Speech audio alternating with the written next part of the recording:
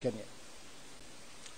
Thank you very much. First, let me extend my gratitude to our host, President Macky Sall, and appreciate his stewardship in putting together this conversation about Africa, food, and the future.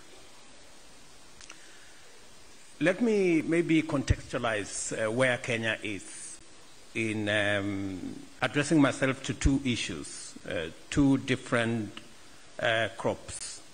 On one hand, we have tea. On the other, we have horticulture. Just to give you some numbers, tea, we have close to 650,000, 700,000 farmers.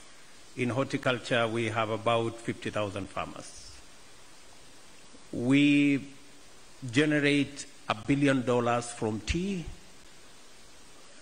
maybe $1.2 billion. We generate another $1 billion from horticulture.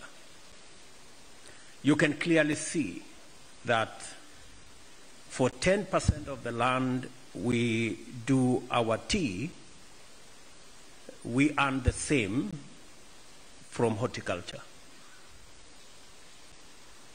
And the difference is in 5 areas that informs the trajectory of Kenya's investment in agriculture. For our tea, among the best crops we have, giving us good returns. The challenge is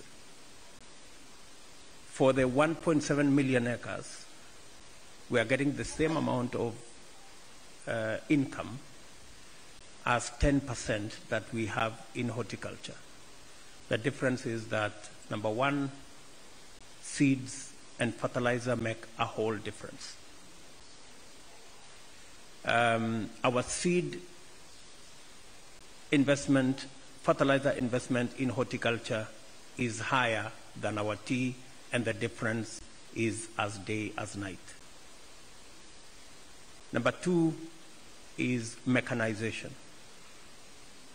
There is mechanization in our horticulture, from irrigation through processing, and that is why we have 10 times higher returns in our horticulture. Number three is there are more young people in our horticulture than there are in our tea industry. The participation of young people is as significant as you can see from the returns we get from our two sectors. The more young people are in a sector, the greater the returns we get from that sector. Number three is the participation of the private sector. We have a greater participation of the private sector in our horticulture sector than we do in our tea sector. Again, the returns are tenfold. And finally, is technology. The greater the participation of technology, the greater the infusion of technology, the better the return for our agricultural sector. So what is Kenya doing? Number one, we are expanding our fertilizer input. This year, we have 600,000 metric tons made available to farmers, and it is so clear to us as government that the application of fertilizer, the amount is directly proportional to the output of our agricultural sector. There is no magic, there is no miracle. It's just if you have sufficient fertilizer in the correct quantities, in the correct prescription, you get the outcome. Number two, we are increasing our farming under irrigation from 650,000 acres to 3 million acres in the next 5 years. and we have roped in the private sector to provide construction of dams. We are building 100 mega dams in Kenya and 1,000 micro dams to support our irrigation potential and production. And number 3, mechanization. We are increasing our mechanization potential from 40% to 75% in the next 5 years.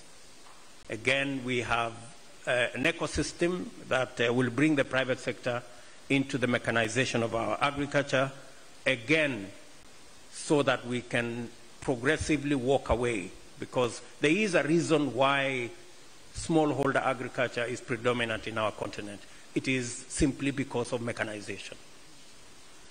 You do not, the extent to which a farmer can do their land is limited to the kind of mechanization and technology they have.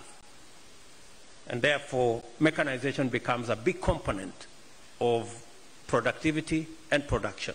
And finally, we will be doing our agricultural extension service, supply of subsidized fertilizer on an e-voucher system that is supported by technology, again, to eliminate pilferage, corruption, and to enhance efficiency.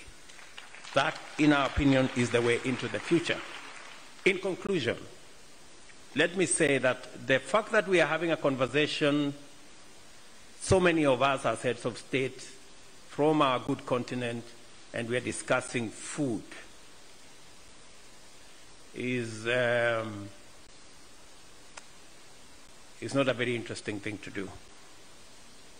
I think we should be discussing beyond food 60 years after independence. We should be discussing about how agriculture is not just going to feed, but it's going to create jobs, it's going to create revenue, it's going to add value, we're going to do export, and that is really the trajectory that the people of this continent expect us as heads of state to have a conversation about. Thank you. Thank you very much, President Ruto.